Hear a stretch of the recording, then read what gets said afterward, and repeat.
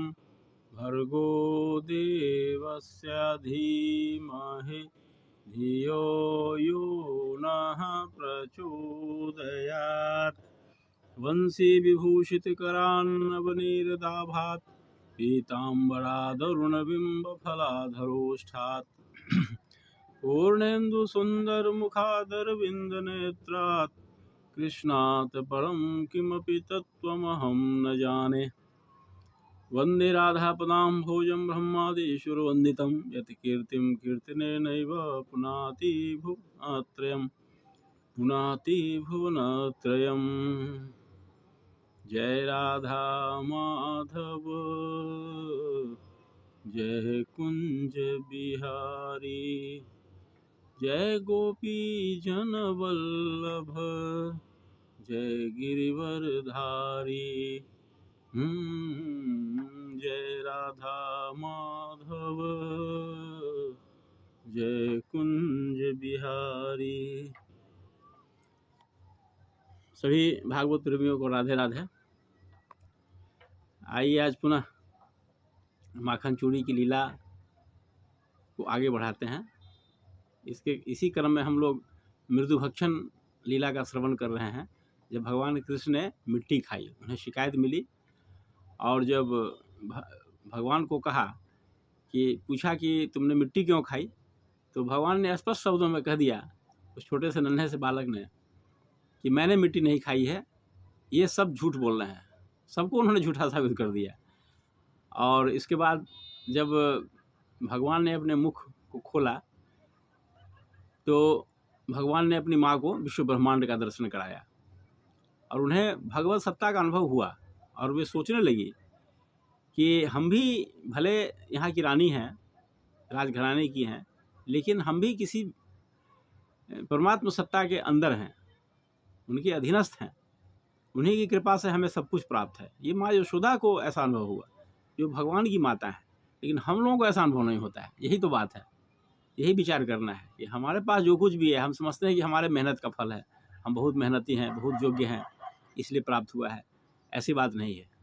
यहाँ माता यशोदा से हम लोग इस बात की शिक्षा लें कि हमारे पास भी जो कुछ है, जैसा कि माँ यशोदा अनुभव कर रही है भगवान का दिया हुआ है, उसी तरह से हम भी इस बात को स्वीकार करें अंतःकरण से। ये हर वक्त हर समय बोलने की आवश्यकता नहीं है। हमारे पास जो कुछ भी है वो भगवान का दिया हुआ है और उस पर हमारा उतना ही अधिकार है जितने में हम कम से कम सुविधा का उपयोग करते हुए जीवन जी सकते हैं। बाकी हम उसको परमात्मा की सेवा में लगावें, समाज संसार की सेवा में लगावें। ये भाव होना चाहिए। शंकराचार्य ने भी लिखा कि माँ कुरु धन जन यौवन गर्वम हरति निमेशम कालम सर्वम, कि अपने धन पर, जवानी पर और अपने संतान पर, पुत्र पौत्रों पर गर्व नहीं करना चाहिए। माँ कुरु नहीं करना चाहिए गर्व, क्योंकि काल जो है वह एक क्षण में सब कुछ हर लेता है। जवानी पर क्या गर्व करना है? आज जवान है तो चेहरा लाल है, कल छुहारे की तरह चेहरा हो जाएगा। इस पर गर्व क्या करना है? यह अस्थाई नहीं है। धन भी है, आज हमारे पास है, कल किसी और के पास चला जाएगा। धन जन यौवन, इस पर कभी गर्व नहीं करना चाहिए, क्योंकि समय जब तक हमारे साथ है हमारे साथ है, नहीं तो एक क्षण में सब कुछ काल को हर लेने की क्षमता है। और भगवान जो है वह काल के ही एक स्वरूप है, महाकाल होते हैं भगवान। कुरुक्षेत्र के मैदान में जब अर्जुन को भगवान श्री कृष्ण ने विराट रूप दिखाया तो अर्जुन घबरा गया देख करके, कहा कि आप कौन हैं? तो भगवान ने कहा कि कालो अस्मि लोकक्षयकृत प्रवृद्धो, मैं काल हूँ और इस संसार को नाश करने के लिए मैं आया हूँ। लोकक्षयकृत प्रवृद्धो, मैं संसार को समाप्त करने के लिए आया हूँ। तो भगवान तो काल स्वरूप होते ही हैं, इसलिए इस पर कभी भी गर्व नहीं करना चाहिए। और भगवान के मुख में माँ ने सब कुछ देखा, ब्रज को देखा, स्वयं को देखा, अपने लाला को देखा और सोचने लगी कि यह स्वप्न है या सत्य है। ये सब योग माया का चमत्कार था। और देखिए भगवान ने फिर से सब कुछ, माँ का चिंतन बदल दिया। माँ को कुछ देर के बाद ऐसा लगा, अरे लगता है कि मेरे आँख में कुछ गड़बड़ी हो गई है। ये योग माया अपना कमाल दिखला रही थी, सब कुछ भूल गई माँ पुनः सब कुछ भूल गई। आगे लगता है मेरी आँख में कुछ गड़बड़ी हो गई है, इसलिए मैंने अपने लल्ला के मुख में ऐसा देख लिया है। ऐसा कुछ नहीं है, मेरी आँख में ही गड़बड़ी है। तो ये सब है।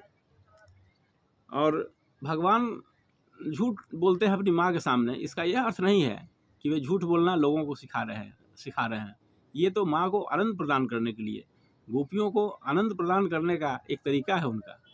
बस छोटे बच्चे 4 साल 5 साल 3 साल का बच्चा क्या झूठ बोलेगा? ये तो माँ के झूठ बोलने से, अब आप इस बात को देखते होइएगा अपने गांव घर में, अपने घरों में, कि छोटे छोटे बच्चे जब कुछ ऐसा करते हैं तो इससे आनंद आता है, इससे माता पिता को, घर के लोगों को आनंद आता है। तो ये भगवान के लिए आनंद प्रदान करने का एक नुस्खा है, एक तरीका है कि उनके झूठ बोलने से, माखन चोरी करने से घर के लोग खुश होते हैं, इन चर्चाओं में लगे रहते हैं।